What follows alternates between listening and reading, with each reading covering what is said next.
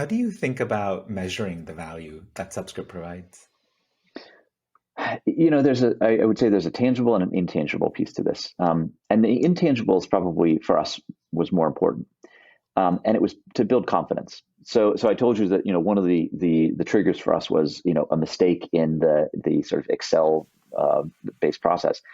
And you can imagine that we make that mistake and, internally, among our management team and certainly with our board, when we had to go back and say, hey guys, we made a mistake, we need to sort of revise some numbers, there was, somewhat of a loss of confidence, not a complete loss of confidence, but, people started scratching their heads and saying, well, if these numbers weren't right, were there other numbers that weren't right? Are there other things that weren't right?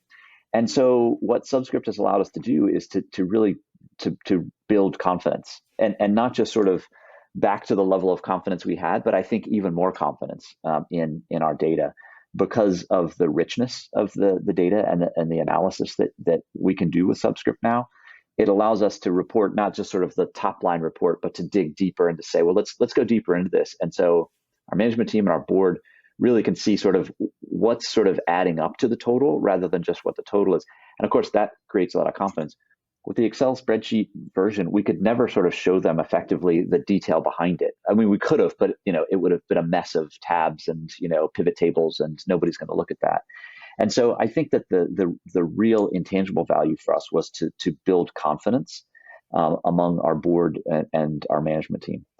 The sort of tangible, measurable value, I think, is twofold. We thought we needed to solve this problem, and we could do it internally. I mean, we've built our own proprietary platforms, and we have a development team and engineers that could build something like this. And we sort of compared Subscript to what our solution would look like. And our solution would have taken developer time. We would have built it once and it would have been static, right? We wouldn't have been able to sort of add new features to it. And we thought, we need our developers and engineers working on our stuff, on our customer facing applications.